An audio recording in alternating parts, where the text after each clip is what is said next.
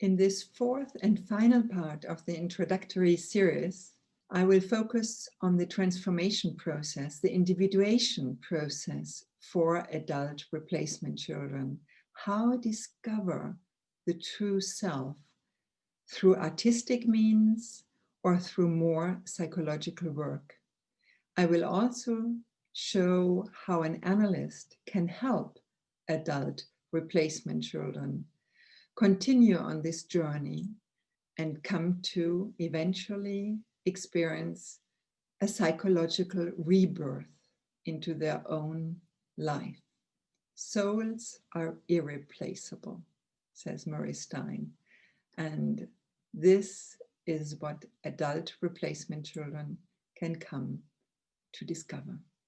That transformation process is being helped by the archetypal self in order to get to an experience of the true personal self and of the other. And I could have made the other not only small, but with a big O, because I think that if one has gone through the abyss and faced the void, and one has found an image of the other, the anima or animus within oneself, one may also have a glimpse of the other with a big O, referring to the self with a big S that Jung equated with God. I think that there is a transcendental, not only a transformational, but a transcendental aspect to this work that allows possibly, to what several of you raised, to have a connection with the soul of the other. So adult replacement children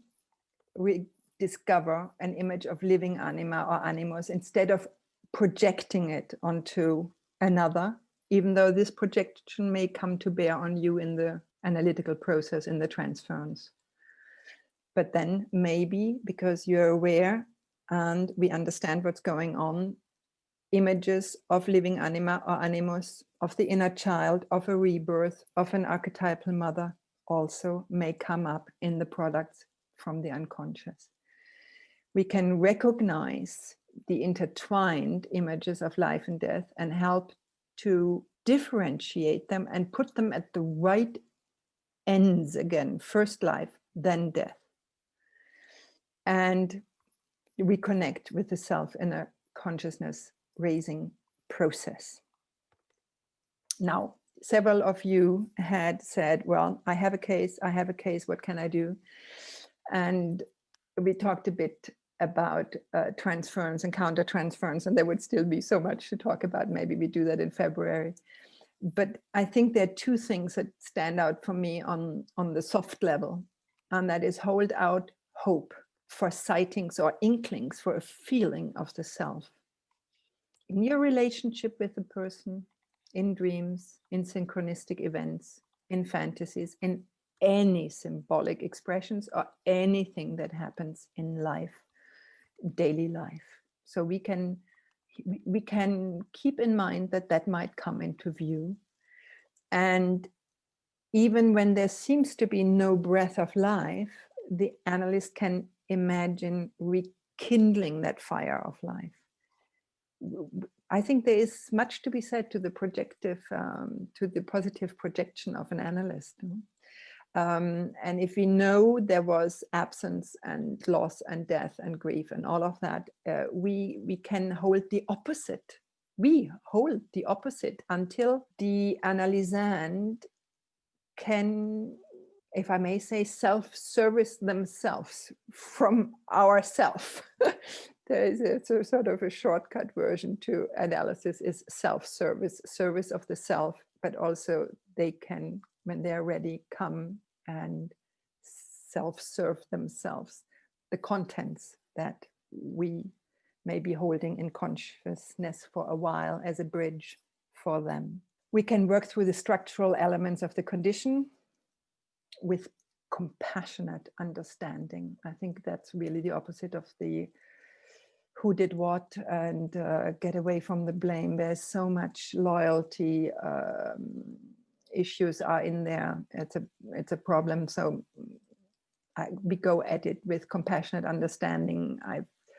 I see a cold, dysfunctional mother-child relationship, and I think, what happened to the mother? So 4 steps towards healing: awareness, recognizing symptoms and symbols, compassionate understanding for the structural elements, and helping them to enter, embark, continue their voyage, their path of individuation. And it's not over. I've told you I worked with a woman who is in her 80s and one who is in her mid 80s.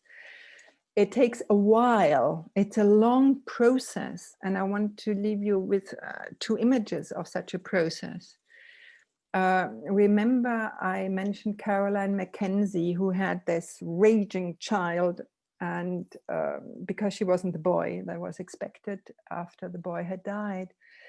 And early on, she had created this statue, larger than life. It's a huge granite statue. She crafted in a workshop in India. And she gave birth to the divine girl she is again. This was her creation, her recreation. But at that time, this is about 20 years before this one, okay? At that time, she wasn't conscious yet. There was a desire to be reborn and to be welcomed to parents and have even a spiritual person receive her above. And she was angry. She was so angry at that brother, and she couldn't get a relationship with a man. And she was angry in the family and everything. And then 20 years later, I think this is about a year or 2 ago, she created this.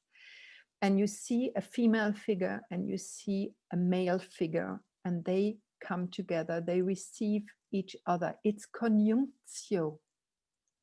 This is a process that Caroline could live over a period of 20 years of becoming conscious. And working through brings also acceptance, because all you cannot heal, you cannot go back to the status quo ante. But it brings acceptance. This is how a replacement child came into being. This is Deo Concidente, the individuation process, the consciousness raising process, the coming together and whole, the conjunctio they can reach. But part of it, well, there will be some loss that stays and gets revisited. It's acceptance. But also the other thing that I find for us now, for having shared this in these hours, is you're not alone. There are many people who are in this situation, and we can share and we can speak about it. And that's helpful for our journey. It's not only a relief, it's helpful for our journey. So we recognize the suffering of adult replacement children and help to connect it with life. That is our task as analysts, and maybe our task to our own soul. Because as Murray Stein said in his foreword to my book, souls are singular, irreplaceable.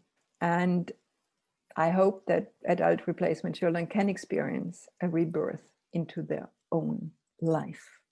So that's the book. And this is the Replacement Child Forum, which I co-founded with 2 other authors on this subject. It's for free. It has analysts talking. It has some replacement children talking on blogs and resources. Sign up for it if you feel like it. Contribute to it. Write something if you feel like it. Pass it on to others. Because as I said, we are not alone, and I'm kind of with my co-founders, Judy Mandel and Rita Buttert, we are committed towards a movement in consciousness, the situation, condition, but also the enormous potential for development of the replacement child. Thank you for having joined us in this series, and I wish you all the very best on this journey.